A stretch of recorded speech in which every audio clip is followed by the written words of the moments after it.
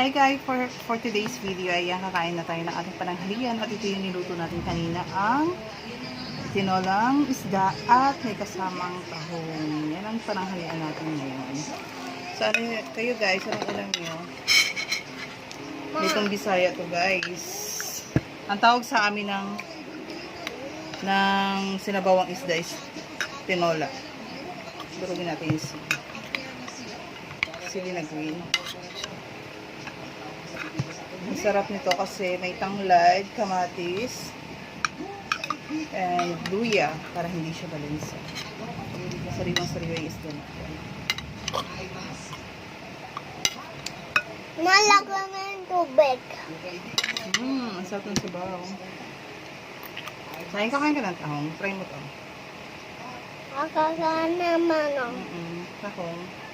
Wala natin siya. Yung pang... Ang sarap. Sakto lang yung pagkakaluto ng tahong natin. Sarap. Siyempre, isda natin. Paborito talaga namin to. Kahit kung bata kami, gusto namin yung tinolang isda. Ayan. And, fish for Zion. Ayan. Late yung lunch ko namin kasi Mama. tawag doon. Ma, babat na. Nagtupikas ako tsaka na lunch. Kasi nung hindi yan kumakain na Ari. may sabaw ng isda, gusto niya prito. Kaya sa kanya, binukod ako.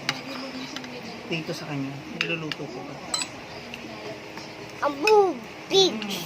Abugs. Sarap.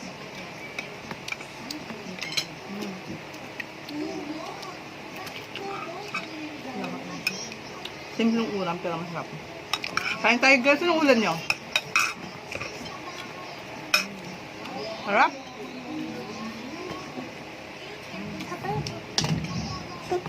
Ito.